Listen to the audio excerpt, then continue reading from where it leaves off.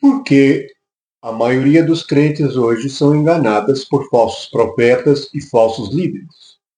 Recebem doutrina de homens, recebem palavras fictícias e enganadoras. Isto é porque não leem as Escrituras e nem vão a Cristo.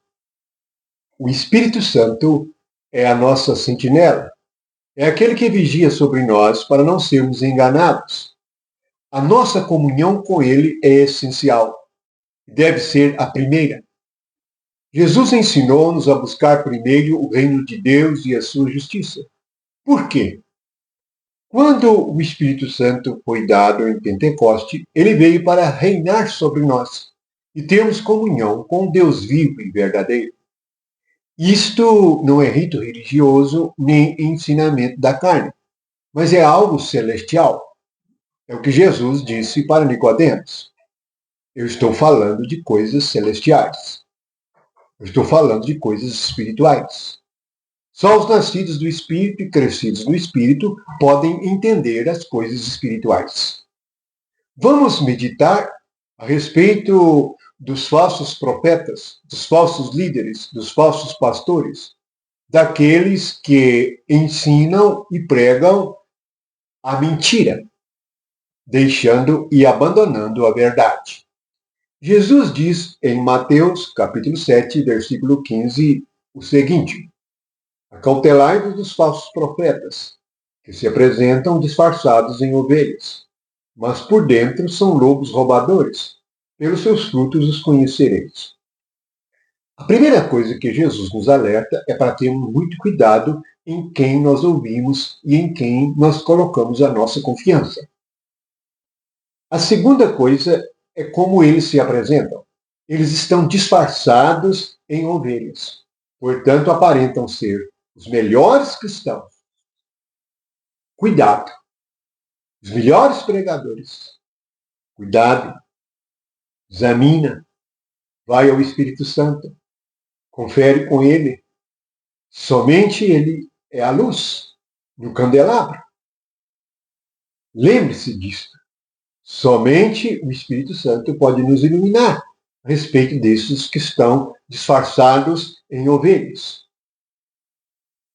Segunda coisa, por dentro são lobos, lobos roubadores. Sim, são lobos. Como nós vamos conhecê-los? Interiormente. Na realidade, o que eles são interiormente vai produzir o fruto exteriormente. Por isso Jesus diz que pelos seus frutos conhecereis. Qual é a maneira de nós conhecermos os falsos líderes e os falsos profetas? Por meio de seus frutos. Frutos é aquilo que a árvore produz e se manifesta exteriormente. Vejamos então a revelação destes frutos. Segundo Pedro, capítulo 2, versículo 2.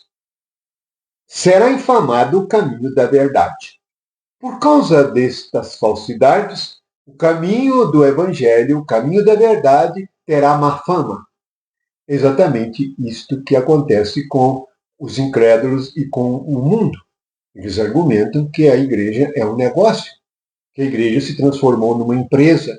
E um negócio muito lucrativo. Calcule você montar uma empresa em que todas as pessoas, se for 500, 1.000, 2.000 pessoas, contribui com 10% de sua renda. Essa deve ser a empresa mais lucrativa de todas. Medite nisto. Segundo Pedro, capítulo 2, versículo 3. Movidos por avareza. Esses líderes não são movidos pelo Espírito Santo, mas são movidos por causa da condição financeira, por causa do seu cargo, por causa do seu título, por causa da boa condição diante do mundo devido à sua natureza e aparência religiosa. Ainda em 2 Pedro, capítulo 2, versículo 3. Farão comércio de vós. Tudo no meio cristão se transformou em comércio. Você só será fiel se você participar com a ajuda financeira. Leia o livro de Atos. Ali nós vemos que as pessoas vendiam as suas propriedades para dividir umas com as outras. As pessoas faziam coletas lá em Corinto, era para ajudar os pobres. Não há nenhum indício na doutrina dos apóstolos de se voltar à lei de Moisés e pagar dízimos. Se lermos a epístola aos Gálatas, ela revela que isto é outro evangelho, é voltar para trás. Por que eles insistem nisto? Porque são mercenários e comerciantes. Tudo é comércio. O louvor é comércio. A pregação é comércio. Tudo é por meio de coisas financeiras. Ainda em 2 Pedro, capítulo 2, versículo 3. Eles falam palavras fictícias. Observe, eles usam a escritura para justificar as suas obras. Mas na hora de pregar, eles falam de si mesmos e falam a própria palavra no lugar da palavra de Deus. 2 Pedro, capítulo 2, versículo 15. Abandonam o reto caminho. A igreja não passa mais pela cruz, não experimenta a morte de Cristo e a sua ressurreição, para viver e ser uma nova criatura, mas ficam entretidas com festas, com comida, com todas as invenções do homem que as distraem e as faz sentir bem na carne. Uma das obras principais de Satanás nas igrejas é fazer a carne pecaminosa se sentir bem. Assim os crentes estão sendo enganados, porque estão distraídos da cruz. Sem passar pela cruz, quem vai entrar no reino de Deus? A entrada no reino de Deus é por meio da cruz de Cristo. Jesus disse: quem não toma sua cruz e não vem após mim, não é digno de mim. Em Ezequiel, nós temos uma descrição perfeita dos falsos líderes.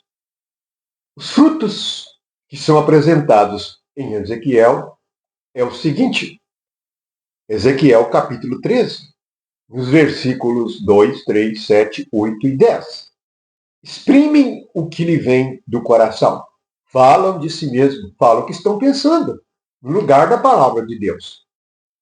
Versículo 3. Seguem seu próprio espírito sem nada ter visto. Por isso estão inventando igrejas. Por isso estão inventando cultos. Versículo 7 do capítulo 13.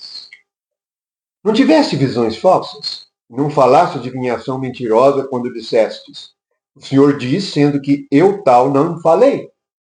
Não é assim?